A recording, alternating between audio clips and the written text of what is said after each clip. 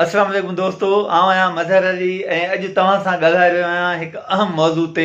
उहो मौज़ू आहे रोज़गार कीअं हासिलु कजे, धंधा कीअं कजनि, इंटरनेशनल लेवल ते तव्हां पैसो कीअं कमायो। दोस्तो, ही डिजिटल एज आहे जंहिंमें हर शइ तव्हांजे साम्हूं आहे। रुॻो तव्हां पंहिंजी मोबाइल खोलियो, लैपटॉप ऑन कयो, कंप्यूटर खोलियो, रोज़गार जा दरवाज़ा तव्हांजे आॾो खुली वेंदा। हाणे इहो बहानो करणु त मां हेॾी वॾी तालीम हासिलु करे वेठो आहियां पर मूंखे नौकिरी नथी मिले, मूं वटि को धंधो न आहे, मां बेरोज़गार आहियां, मुंहिंजे ख़्याल में इहो सिर्फ़ु बहानो ई आहे। हिन दौर में नौकिरी हासिलु करणु, धंधो करणु तमामु घणो आसान आहे। तव्हां रुॻो महिनत कयो, तव्हां में हुनुरु हुजे, तव्हां वटि ॼाण हुजे, तव्हां वटि डिग्री हुजे, तव्हां इहो सभु कुझु करे सघो था। त चाहे तव्हां नौजवान आहियो, चाहे तव्हां ॿुढा आहियो, चाहे तव्हां डिग्री याफ़्ता आहियो या नौकिरी में आहियो, तव्हां इहे सभई पार्ट टाइम जॉब बि करे सघो था, फुल टाइम बि करे सघो था।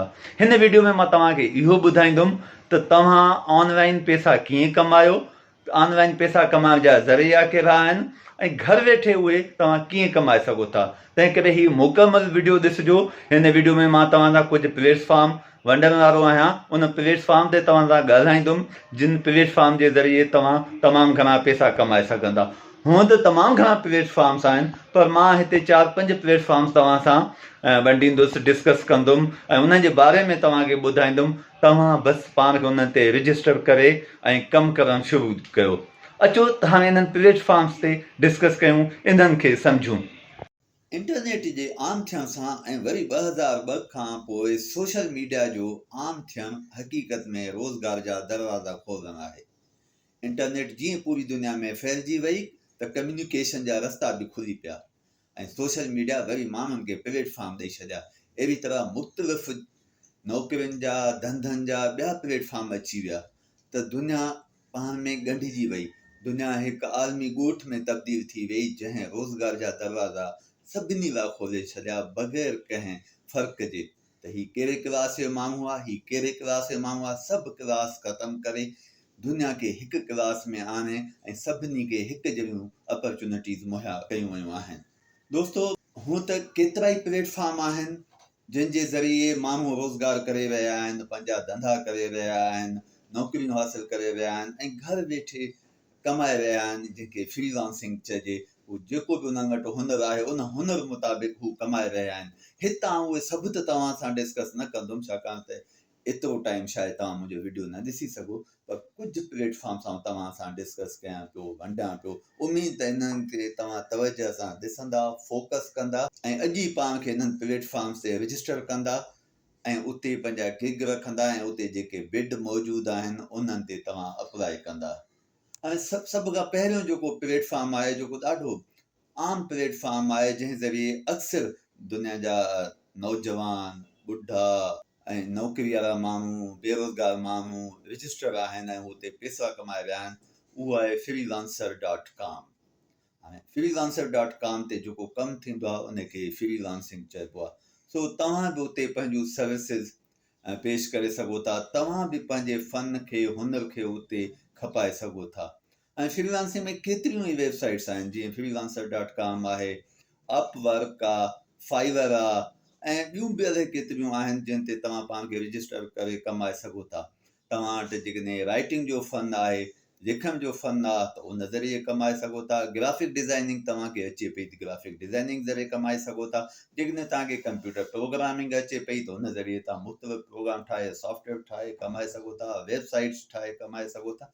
या वर्चुअल असिस्टेंट तव्हां थी सघो था। कंहिं कंपनी में जा तव्हां सेक्रेटरी थी सघो था, असिस्टेंट थी सघो था, उन्हनि जे लाइ मीटिंग्स अरेंज करे सघो था, उन्हनि जे लाइ मुख़्तलिफ़ तव्हां घर वेठे कमु करे सघो था। ऐं इलाही ॿिया कम बि आहिनि। जॾहिं तव्हां इन्हनि वेबसाइट्स ते पाण खे रजिस्टर कंदा त तव्हांखे वॾी लाइन नज़र ईंदी जंहिं ज़रिए तव्हां डिफरेंट कमु करे सघो था ऐं उतां पैसा कमाए सघो था। ऐं फ्रीलांसिंग खां पोइ जेको ॿियो प्लेटफॉर्म आहे उहो आहे ऑनलाइन कोर्सिस। जेकॾहिं तव्हां किथे टीचर आहियो या तव्हांजी कंहिं सब्जेक्ट ते दस्तरस आहे, तव्हांजी मास्टर थियल आहे, तव्हां सम्झो था हीउ कोर्स आउं बहितरीनु तरीक़े सां पढ़ाए सघां थो, त तव्हां उन कोर्स खे डिज़ाइन कयो, ऐं पोइ उहे तव्हां यूडेमी आहे, कोर्सेरा आहे, स्किल शेयर आहे, इन्हनि प्लेटफॉर्म सां इन्हनि इदारनि सां तव्हां कॉन्टेक्ट में अचो, उन्हनि खे ॿुधायो त हिन टॉपिक ते आउं पंहिंजो लेक्चर ॾेई सघां थो, पढ़ाए सघां थो, ऐं उनखे जेको तव्हां डिज़ाइन कयो आहे, जेको तव्हांजी प्रेज़ेंटेशन्स ठाहियूं, उहे तव्हां उन्हनि सां शेयर करियो। अहिड़ी तरह हू तव्हां सां डन कंदा, पोइ कॉन्टेक्ट कंदा, ऐं उन कॉन्टेक्ट जे बेस ते तव्हां जेको आहे पैसा कमाए सघो था, तव्हां नौकिरी करे सघो था।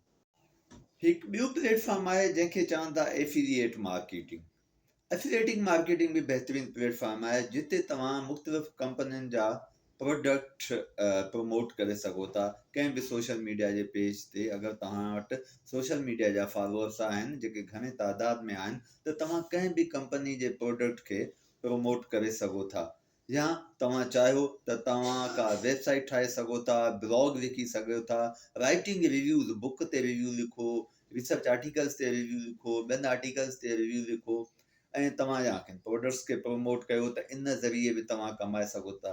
जेकॾहिं तव्हां पंहिंजे ब्लॉग साइट ठाहियो था, वेबसाइट ठाहियो था, ऐं रोज़ानो जे हिसाब सां या हफ़्तेवार को कॉलम लिखो था, के रिव्यूज़ लिखो था, ऐं उहे माण्हुनि वटि पहुचनि था, ऐं तव्हां उनखे सोशल मीडिया ज़रिए प्रमोट कयो, त उन ते तव्हांखे गूगल एडसेंस ज़रिए ऐं ॿियनि एडवर्टाइज़मेंट्स जे ज़रिए तव्हांखे ऑर्डर मिलंदा, ऐं उन मां तव्हां पैसा कमाईंदा। त इहो एज़ अ पार्ट टाइम बि करे सघो पिया, एज़ अ रेगुलर जॉब बि करे पिया, त तव्हां एफिलिएट मार्केटिंग ते बि कमु करे सघो था, जंहिंमें तव्हां पंहिंजी वेबसाइट ज़रिए ब्लॉग लिखी सघो था, या ॿियनि जा प्रोडक्ट पंहिंजे सोशल मीडिया पेजिस ते या पंहिंजी वेबसाइट्स ते रखी सघो था। दोस्तो, ई कॉमर्स दुनिया खे तब्दील करे छॾियो आहे। हिन वक़्तु जेके असांजा बिज़नेस आहिनि उहे सभई ई कॉमर्स ते अची विया आहिनि। अहिड़ी तरह तव्हां बि ई कॉमर्स जे प्लेटफॉर्म ते अची सघो था। तव्हां ई मार्केटिंग करे सघो था, पंहिंजो बिज़नेस करे सघो था, B2C means business two commerce करे सघो था, कॉमर्स टू कॉमर्स करे सघो था, बिज़नेस टू बिज़नेस करे सघो था, डिफरेंट टाइप जा बिज़नेस बि करे सघो था, ऐं मार्केटिंग बि करे सघो था।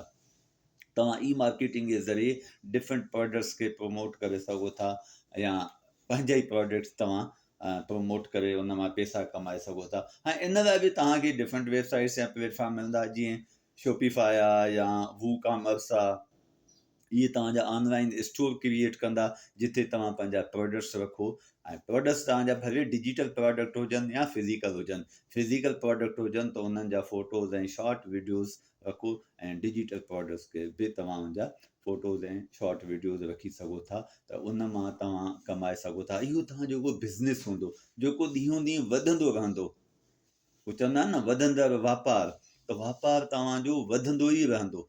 त इहो बि तव्हां करे सघो था ई कॉमर्स जे ज़रिए। हाणे जज़्बो पैदा कयो, हाणे इहा सोच ख़तमु कयो त मां त डिग्री करे वेठो आहियां, मूंखे नौकिरी न आहे। पीउ माउ खे बि तव्हां इहो टेंशन था ॾियो त मां छा करियां, मां त पढ़ी आयुमि, मूंखे हाणे डिग्री न आहे। इहे सिर्फ़ु बहाना आहिनि। हाणे इहे बहाना छॾियो कि प्रैक्टिकल कमु करियो। अहिड़ी तरह हिकु प्लेटफॉर्म आहे डिजिटल एडवर्टाइज़िंग।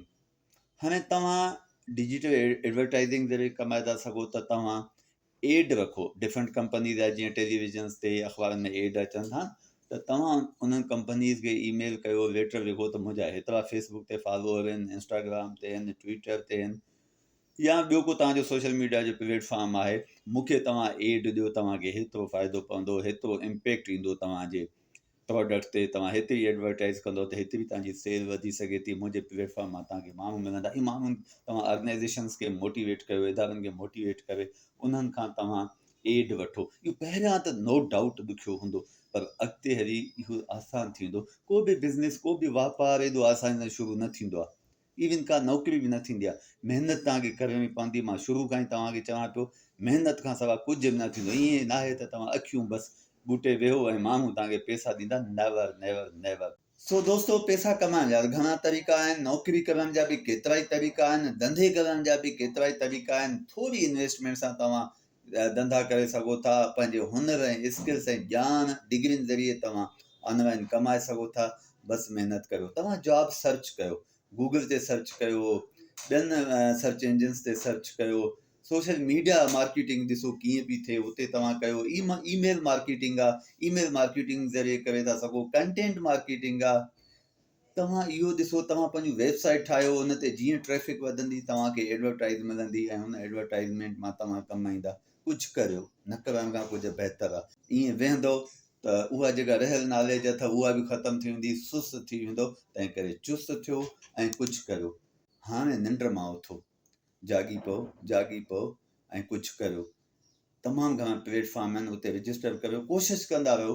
तव्हां ईअं न आहे त पहिरें ॾींहं ते ई को लख कमायो, पर जॾहिं तव्हां कंटिन्यूअस लगातार कमु कंदा रहंदो त तव्हां लखें रुपया कमाईंदो, कंहिंजा मोहताज न थींदो, माण्हू तव्हांजा मोहताज थींदा। दोस्तो, ही तव्हांखे प्लेटफॉर्म कीअं लॻा? जेकॾहिं तव्हांखे सम्झ में अची विया ऐं तव्हां वटि इन्हनि प्लेटफॉर्म जे मुताबिक़ का ॼाण आहे या तव्हां वटि कंहिं बि क़िस्म जो हुनरु आहे त तव्हां हिन वक़्तु ई इन्हनि मां कंहिं हिकु प्लेटफॉर्म ते तव्हां पाण खे रजिस्टर कयो। तव्हां सभिनि ते बि रजिस्टर करे सघो था ऐं कंहिं हिक ते बि करे सघो था। ऐं तव्हां पंहिंजा गिग रखो, पंहिंजा स्टेटस रखो ऐं तव्हां जेके बिड अचनि था उन्हनि ते अप्लाई कयो ऐं पैसा कमाइण शुरू कयो। दोस्तो, बेरोज़गार न वेहो, वांदा न वेहो, सोशल मीडिया ते पंहिंजो वक़्तु न विञायो, कुझु न कुझु कयो। तव्हां थोरो कमाइण शुरू कंदा, अॻिते हली इहो हज़ारनि डॉलर्स में अची वेंदो। ऐं इहा मां तव्हां सां मज़ाक न पियो करियां। अलाए केतिरा नौजवान पैसा घर वेठे कमाए रहिया आहिनि, हज़ारें डॉलर कमाए रहिया आहिनि। तव्हां बि कमाए सघो था, चाहे तव्हां ॻोठ में आहियो, चाहे तव्हां शहर में आहियो, यूनिवर्सिटी में आहियो, कॉलेज में आहियो, किथे बि आहियो, तव्हां कमाए सघो था। ज़रूरत आहे तव्हां में जज़्बे जी। तव्हां जज़्बो पैदा करियो, रस्ता तव्हांजे लाइ पंहिंजो पाण खुली वेंदा, दरवाज़ा तव्हांजे लाइ पंहिंजो पाण खुली वेंदा। बसि जज़्बो पैदा करियो। जेकॾहिं हीउ वीडियो तव्हांखे पसंदि आयो आहे त हिनखे लाइक बि कयो ऐं पंहिंजे मिटनि माइटनि दोस्तनि सां वंडियो त जीअं इहा ॼाण अॻिते वधंदी रहे। पंहिंजो घणो ख़्यालु रखंदा। वरी मिलंदासीं कंहिं ॿिए वीडियो में।